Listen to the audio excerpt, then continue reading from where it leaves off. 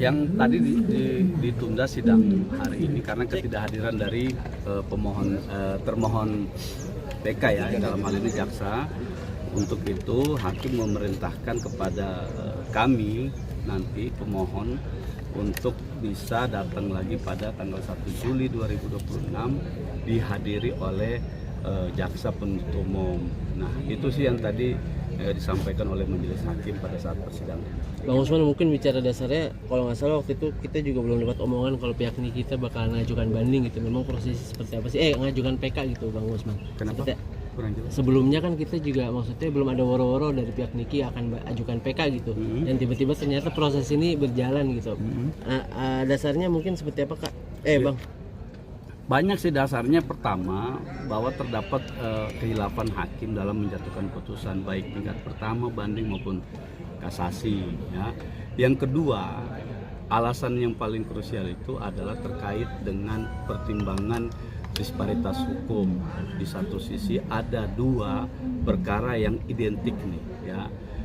Di sisi pertama ada Nikita Mirzani yang dituduh melakukan tindak pidana pencucian uang dan itu dinyatakan terbukti. Tapi di sisi lain Ismail Marzuki yang notabene perkara ini adalah identik sama baik dari segi konstruksi hukumnya, penerapan pasalnya, tempat, waktu dan kejadiannya juga sama, dinyatakan tidak terbukti TPPU. Nah, ini kan menjadi salah satu alasan hukum yang paling penting untuk mengajukan PK dalam hal ini adalah terjadi kehilafan hakim atau kekeliruan. Ada pertentangan yang sangat nyata di situ yang diperlihatkan oleh hakim.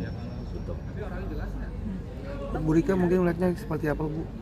Aku harus baca ya karena harus hati-hati. Jadi pertama terima kasih untuk teman-teman media yang sudah mengawal. Rencana dijadwalkan jam 10 ya, tetapi dimulai setengah 10 sesuai begitu. Jam 10. Jadi saya harus mengatakan bahwa saya hadir ke sini bukan dalam rangka mengintervensi proses hukum atau mempengaruhi putusan pengadilan begitu. Karena kebetulan saya bertugas di Komisi 13 DPR RI yang membidangi masalah hukum dan HAM. Dan ini merupakan pelaksanaan fungsi pengawasan sebagai anggota DPR yang dijamin oleh Undang-Undang Dasar Negara Republik Indonesia, khususnya dalam memastikan penegakan hukum, etika peradilan, perlindungan hak asasi manusia, serta tegaknya prinsip keadilan bagi setiap warga negara.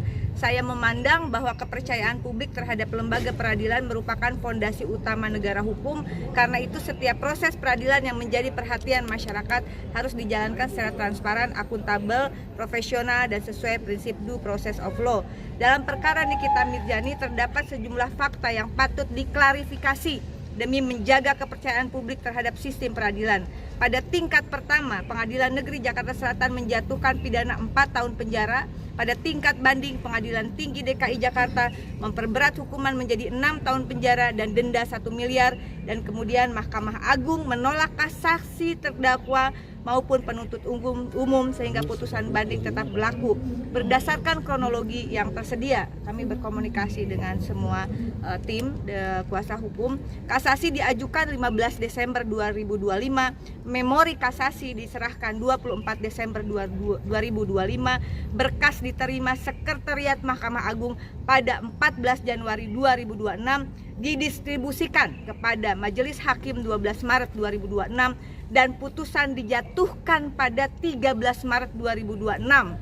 Salinan resmi putusan sendiri baru diterima pada 26 Mei 2026. Indikasi paket kilat menurut saya ya didistribusikan ke Majelis Hakim 12 Maret, kemudian putusan 13 Maret. Fakta tersebut menimbulkan pertanyaan yang sah mengenai dasar perubahan putusan dari 4 tahun menjadi 6 tahun, proses pemeriksaan kasasi yang berlangsung sangat cepat sejak distribusi berkas kepada majelis, serta jeda waktu yang cukup panjang hingga diterimanya salinan resmi putusan. Pertanyaan ini bukan tuduhan, melainkan bagian dari pengawasan publik yang sah dalam negara hukum. Perhatian publik juga muncul karena Ketua Majelis Kasasi adalah Hakim Agung Susilo dalam perkara yang sama dengan perkara Ronald Tanur nomor 1466K/Pit/2024 terkait kematian Dini Sera Afianti, yang kebetulan saya juga mengadvokasi bersama kuasa hukumnya Mas Dimas dari Surabaya. Hakim Agung Susilo pada kasus pembunuhan yang sudah terbukti sekarang, pembunuhan Dini Sera, itu menyampaikan dissenting opinion yang menegaskan pentingnya dua alat bukti yang sah, keyakinan hakim, dan pembuktian mens rea atau niat jahat. Pendapat tersebut menunjukkan pentingnya kehati-hatian dan standar pembuktian yang tinggi dalam perkara pidana. Perkara Dini Sera ini juga memiliki makna penting karena dari rangkaian penanganannya kemudian terungkap dugaan praktik mafia peradilan yang menyeret mantan pejabat Mahkamah Agung Zarof Richard. Fakta tersebut menjadi pengingat bahwa pengawasan terhadap integritas peradilan bukanlah tindak berlebihan, melainkan kebutuhan untuk menjaga marwah lembaga peradilan. Publik juga mengetahui bahwa Majelis Kasasi Ronald Tanur dilaporkan ke Komisi Yudisial pada 20 November 2024 dan ditindaklanjuti melalui pemeriksaan etik, dan Komisi Yudisial sudah menyampaikan bahwa harusnya ada sanksi etik terhadap majelis hakim yang diperiksa saat itu, begitu. Dan dalam perkara Nikita Mirzani, keluarga dan kuasa hukum juga mengajukan pengaduan ke Komisi Yudisial pada 14 Mei 2026. Indikasi kebal hukum ya terhadap hakim bersangkutan. Pengaduan tersebut merupakan hak konstitusional warga negara dan bagian dari mekanisme pengawasan yang sah. Karena itu, hari ini tanggal berapa?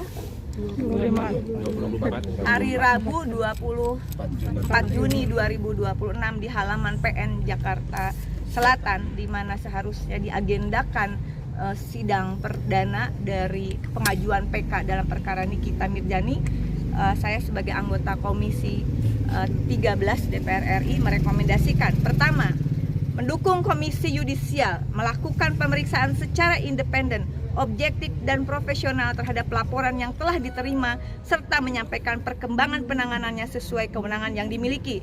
Kedua, mendukung Badan Pengawasan Mahkamah Agung melakukan evaluasi administrasi perkara, termasuk proses distribusi perkara, pemeriksaan perkara, dan penyampaian salinan putusan guna memastikan prinsip transparansi, akuntabilitas, dan kepastian hukum berjalan dengan baik.